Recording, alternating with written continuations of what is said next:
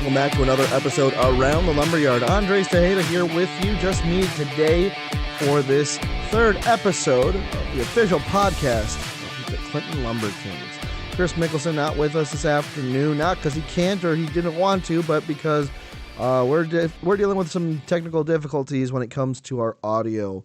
So this might sound a little different, but basically, long story short, our Rodecaster Pro 2 is currently just not available to be used right now. It had some issues on the road, so sending it to go get fixed, and hopefully we'll have cleaner and more professional audio for you in the future. We're going to try to see what we have lying around in the lumberyard to get you with better opportunities and opportunities to have other people talk on this show, so you're not just listening to me all week long. But speaking of the week long, we're back from our week-long road trip.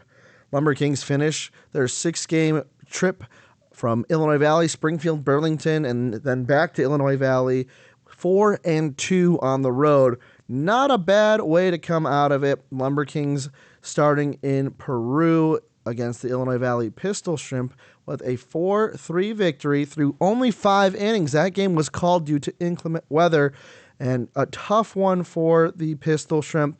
There was a highlight play that really got things, solidified the win for the LumberKings. A line drive into left center field. Mulkey was able to bring it in and fire it into Drew Turpins, and Noah Thime behind the plate received the throw from Turpins and tagged out the final, or the tying run, as they would go to the top of the 6th inning. Because 5 innings had been played at that point, it's what's considered to be an official game. So when weather came through and unfortunately rained on our parade when we were up, the LumberKings took the victory, moving 4-3 on the year and shutting out the Pistol Shrimp in what would be their third conference game. The Pistol Shrimp are 0-3 at that point against conference foes and 0-3 against the LumberKings. Again, that final on June 3rd, 4-3. Then on June 4th, we were slated to play against the Springfield Lucky Horseshoes, but that game got rained out. It was a tough start to the trip for a lot of teams that this second week of baseball, with a lot of just rain coming through on the Mississippi River. On that day specifically, 4 games were rained out, including the LumberKings, and 2 of the games that were played were delayed due to rain. So Mother Nature was not having baseball in the forecast for us, at least for that day. But that meant we had a double header to play on the following day. So on June 5th, the Lucky Horseshoes and LumberKings were going to go ahead and play 2 in Game 1. The LumberKings took their worst loss of the season, 7-2 loss against the Lucky Horseshoes, who at the time were 4-3, going 5-3. The LumberKings would have tied their worst record through 8 games, going 4-4, going all the way back to 2021. Again, it was a tough night for the LumberKings. They were trailing at that point 5-0. In the top of the 4th, they would score 2. However, Springfield would match that and give them that 7-2 lead, scoreless through the last 3 innings of that Game 1 of 7-inning baseball. However, they would go on to play Game 2, and a much different story for the LumberKings. They would go ahead and get their 3rd shutout and league-leading shutouts of the season. The LumberKings lead all of the teams in the Prospect League with 3 shutouts on the year. 2 against Illinois Valley and 1 against Springfield. The LumberKings, through 7 innings of play, would score in the 1st, 4th, and 7th, and they would improve and tie the Springfield Lucky Horseshoes on the record 5-4. The pitcher who won that game was J.C. Dermody, 4 1/3 innings pitched, 5 hits, no runs at all, 4 strikeouts. Clamden Cluett, who we've seen a few times playing that double role of DH and pitcher, earned the first save of his season. So LumberKings above 500, above the water in that point, and then we would go on to Burlington. And if you remember from the last podcast episode, if you haven't take a look at episode 2, we talked about the Burlington Bees sweeping the LumberKings that weekend before welcoming the Illinois Valley Pistol Shrimp and taking that 17-0 victory. But last weekend, the Burlington Bees really giving it to the LumberKings with a 10-11 victory on May 30th in extra innings, and then a 4-3 victory the following day that really just made it tough for the LumberKings to, get some momentum in either of those games. So the LumberKings go into Community Field in Burlington trying to return the favor, and return the favor they did. In Game 1, they win 6-3, but the Burlington Bees are a very good team this year. Currently, at the time of this recording, the LumberKings and Bees sitting at the top of the standings, 7-5 overall, but the LumberKings able to take the sweep there and hold first place for a couple of hours until the next day. But the LumberKings winning Game 1 6-3 on June 6th at Community Field. A very big win for them there. The LumberKings were able to take a 6-1 lead after 8 innings of play, but the Bees would put up 2 runs in the bottom of the 9th to really try to push the LumberKings to the edge. Just couldn't get it done. They had the tying run on the base paths and just could not bring them around to score in the bottom of the 9th. Winning pitcher would go to Will Schufrider, his first win of the season after starting his first 2 games with losses. He went 5 innings, 2 hits, 1 run that was not earned, 1 walk, and 3 strikeouts. His ERA dropped to 1.64 that night. Then, on the second day of play, the Burlington Bees would lose that game 4-3, but my goodness, what a game it was for both sides. Nate Vandervleek, actually, the general manager, was able to come out and call a couple of those games with me. If you guys were listening on 100.3 WCCI FM, he was there for the doubleheader in Springfield and Game 1 against the Burlington Bees. Not at the Game 2, unfortunately, but a 4-3 victory against the Burlington Bees. The LumberKings scored first in the first inning and would not score until the top of the 8th, where they would take a 3-0 lead and then go into the top of the 9th 4-0. The Bees, however, would show why they are one of the top teams in the Prospect League and score 3 unanswered runs on a wild pitch to score the first run, and then a Dash Denton single for 2 RBIs. Shepard scored and Squarick scoring to make it 4-3. Denton being the tying run could not come around to tie the game. Another close game between these 2 teams, but the LumberKings would take the weekend sweep and return the favor to Illinois Valley, or to Burlington Bees. To the Burlington Bees, as they would then travel to Illinois Valley looking to go for 4-0 to start the season against this team. However, this was a tough game. Just out of the gates, the Pistol Shrimp put a 5 spot against the LumberKings in the bottom of the first. Jackson Bruno, had a rough go of it. 3 innings, 7 hits. All 8 runs were earned in his 3 innings of work. He only had 2 strikeouts, giving up a big 3-run homer in the bottom of the first to Amir Gray, scoring Weller, Love, and himself to take that 5-0 lead. In the bottom of the third, the Pistol Shrimp would add 3 more runs in that inning, and that'd be it for Jackson Bruno. 4th and 5th would be scoreless, LumberKings trailing 8-0. Top of the 6th, LumberKings cut that lead in half. They score 4 runs in the 6th inning to cut it. Matt Birch reaching first on an error, getting an RBI. With Wheezy scoring, it would be an unearned run. Then Braden Mulkey with a 2 RBI single into left field, scoring Turpins and Max Burt. Then Alex Schimmel reached first on another error by the shortstop. Tyler Dorsch with 3 errors in pivotal moments against the LumberKings would make the score 4-8. We'd go to the 7th, and the LumberKings again would score. Joey Hagan with an RBI single for Wheezy to score, and then in the 8th inning, James Hackett with an RBI single to left field, scoring Sam Wheezy again. So Sam Wheezy with a lot of just runs. He scored 3 of those runs in that game. We go to the top of the 9th. LumberKings are trailing at this point 6-8. Rasmussen with a single to left field, an RBI single rather, and advancing to second for Danny Gavin to score. So now the tying run is on. Sam Wheezy reaching on an error by the shortstop Tyler Dorsch again to tie the game 8-8. Rasmussen would go to third. Schimmel would score unearned, but we would go into extras. Top of the 10th inning, nothing doing for either team. And the LumberKings actually had in the top of the 11th a runner at third. I believe it was Jalen Martinez, and a questionable call that Jack Dom was asking for a balk. No balk called, so Martinez was called out at the plate as he was trying to score the go-ahead run, but thought that the balk would allow him to go. The Pistol Shrimp were able to get off the mound and make the play at home. No balk called. Ironically enough, though, in the top of the or bottom of the 11th, with the bases loaded and nobody out, with Borman on the mound, he would twist his shoulders, and that was enough for a balk call, and the winning run would come across on a walk-off balk. A tough way to end the road trip, but overall, the LumberKings 4-2 on this 6-game road trip. They finished their overall record with a 7-5 at the top of the standings. They've been battling back and forth with the Pistol Shrimp. Every game with the Shrimp and Bees is going to be a good one, folks. I'll tell you that right now. We saw the Bees at home. They were dominant. We saw the Bees at Burlington, and they were able to find ways to try to make a comeback and add pressure. That being said, the LumberKings still leading the way in multiple categories.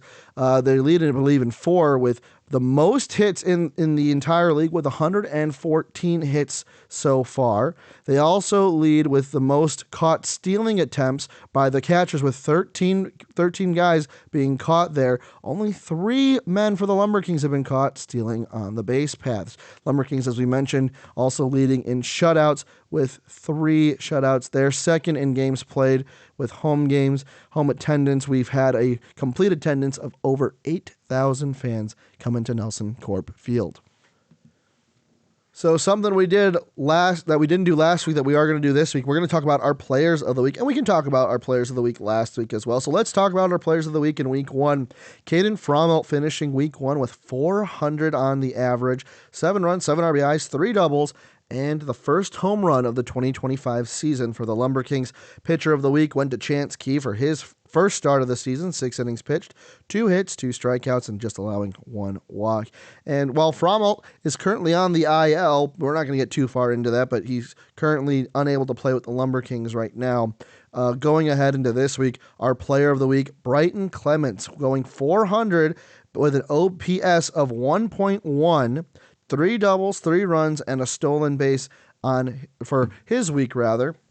And Brighton has kind of been one of those underrated players. He's been quiet under the radar, but when his bat comes up, it comes up in those spots to set things up for the LumberKings to score. So he's getting on base. He's slugging well. Obviously, 3 doubles is nothing to shy at. That means he's hustling out of the box every time he's making contact, and he's making contacts to the deepest parts of the yard. So Brighton Clements, your player of the week. Our pitcher of the week, no surprise here, Chance Key in back-to-back weeks, opening up the season. Again, another dominant start, 6 innings pitched, 2 hits, 6 strikeouts, and another win under his belt. He is currently 2-0 on the season and with a 0 ERA through 2 weeks of play. Chance Key coming out of Grand Canyon University, Brighton Clements out of Baylor, 2 top D1 schools out in the southern part of the United States in Texas and Arizona. Shout out to the Lopes, and my youngest brother actually just graduating from there, so Lopes up for any GCU fans out there.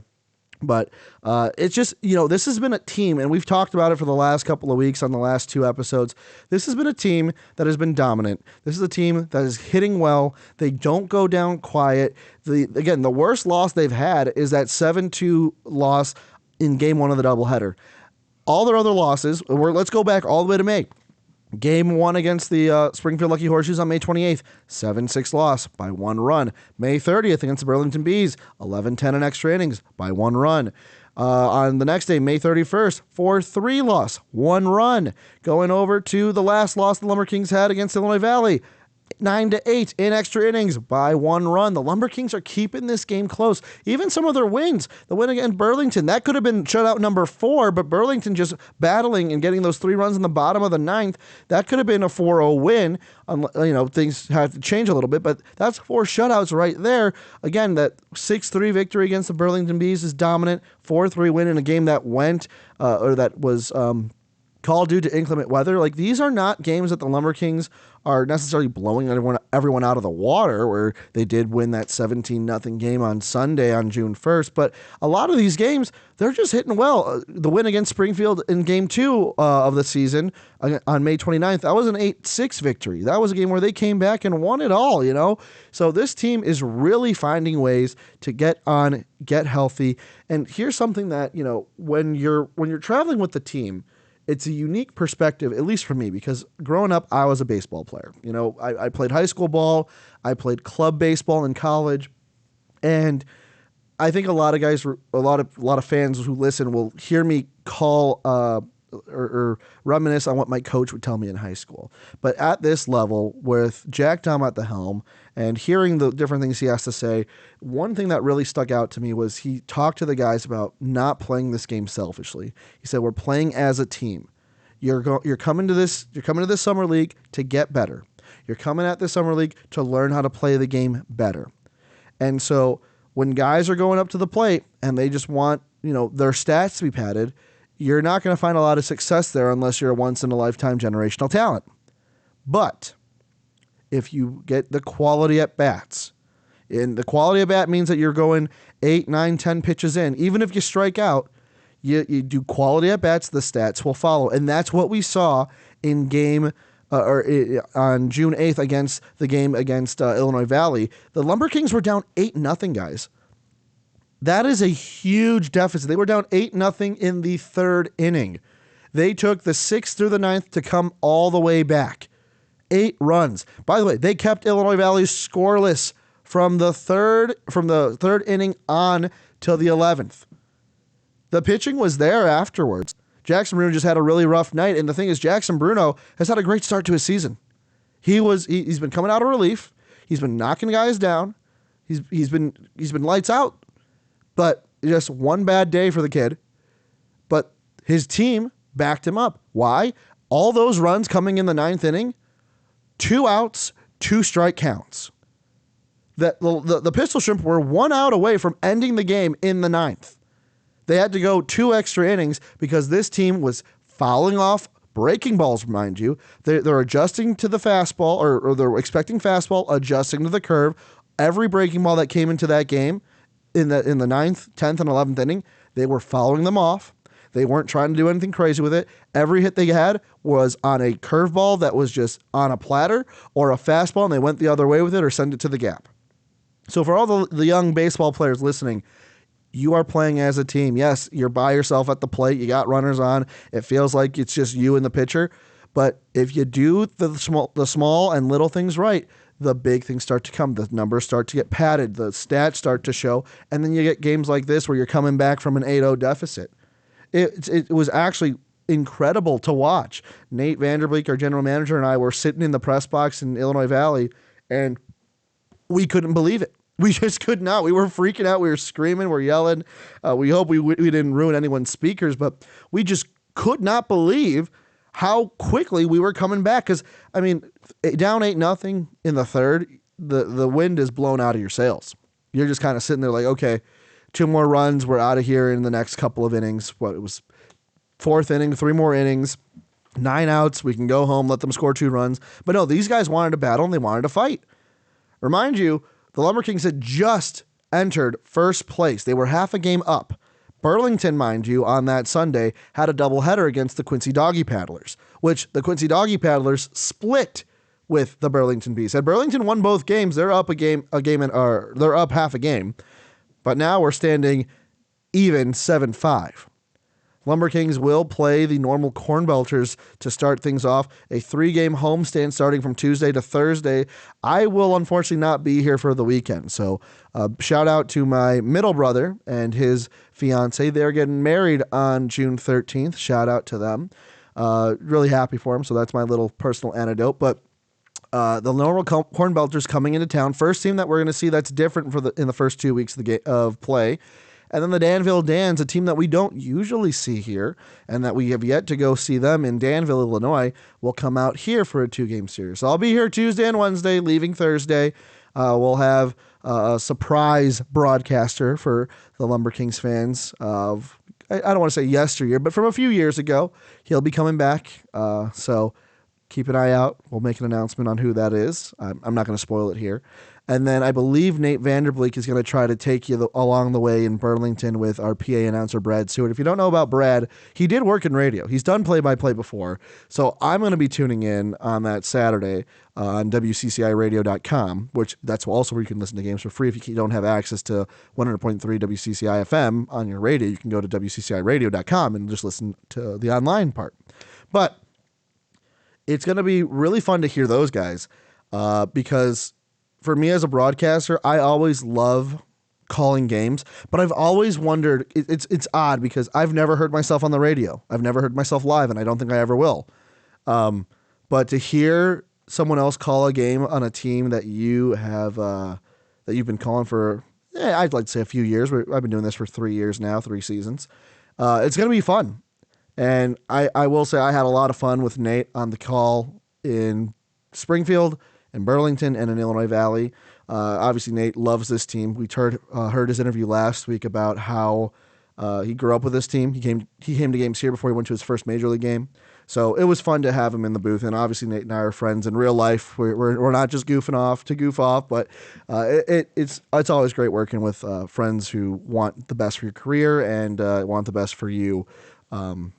Just in every aspect of life. So that's always great. And that's great for LumberKings fans too, because Nate feels that way about everything he does with this ballpark. So if you see Nate, shake his hand, tell him thank you, and let him know what a great job he's doing. But anyways, we'll get back to what's coming up. Normal CornBelters taking down Lafayette Aviators on Monday.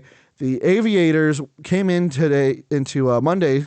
I am recording on a Monday. It's going to be a little bit late of the podcast. I'm sorry. But the Aviators were coming in with a 9-1 record, the best record in the Prospect League. And the CornBelters were able to take them down in Monday's game. That was the only game on Monday that we had. Normal CornBelters winning that game 4-2 through 9 innings, and the CornBelters put up four runs in the third. Lafayette came with 2 runs in the bottom of the fourth, and took their second loss of the season.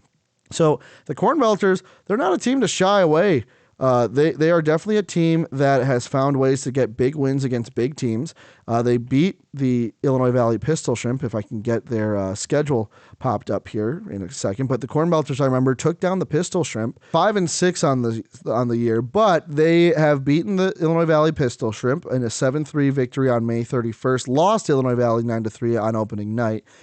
They lost to Danville 4-1, lost to Burlington 8-7, lost to the Aviators 9-2, but they've been able to. They've won 2 out of their last 3 games, beating Rex Baseball and the Lafayette Aviators. So they're a team that's going to be a little bit of a thorn in the side of the LumberKings.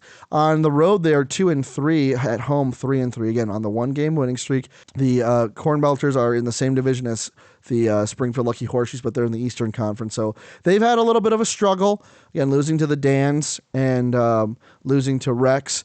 Put them 0-2. They have not played Springfield, but Springfield's going to be a tough team. The normal CornBelters, as we said, 5-6 on the year. They're a half game out from the Lucky Horseshoes, who are 5-5. So no team is over 500 in the Central, but that's just how interesting it has been for that Central Division. We'll also tell you about the rest of the teams around the league. As you mentioned, Lafayette Aviators 9-2.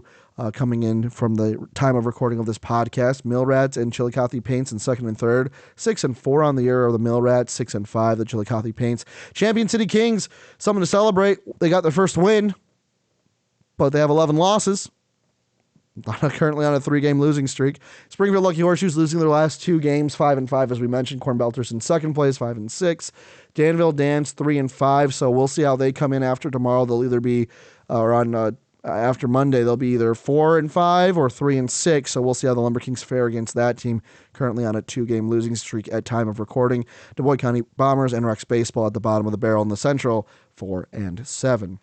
In the South, the Cape Catfish have found ways to come back. They're on a 4-game winning streak, are now 7-4 and at the top of the South standings. The O'Fallon Hoots are 6-4, so a half game out. Jackson Rockabilly 7-5 on the year, so a win might put them up against the Cape Catfish, but the top 3 spots in the South is one that's going to be tough for anybody. And right at the rear here is the Thrillville Thrillbillies. They are 6-5. A couple of wins for them could also put them up, but the Alton River Dragons at the bottom of the barrel, 5-5. We talked a little bit about the Northwest Division. The Burlington Bees and LumberKings tied for the first place spot, 7-5 on the year. Illinois Valley, with that win against the LumberKings, go 500. So a tough loss for the LumberKings, but a big win for the Pistol Shrimp, who are trying to get back into the Northwest Division. And then the Quincy Doggy Paddlers, who we have yet to see. That's the only team we haven't seen in the Northwest Division is the Quincy Doggy Paddlers, but they are 4-7, losing their last game. Well, we really hope that you enjoyed this episode of the Around the Lumberyard, the official podcast of your Clinton LumberKings. We do apologize that there were no guests and that there was no Chris. Chris, we miss you, buddy. We'll see you next week.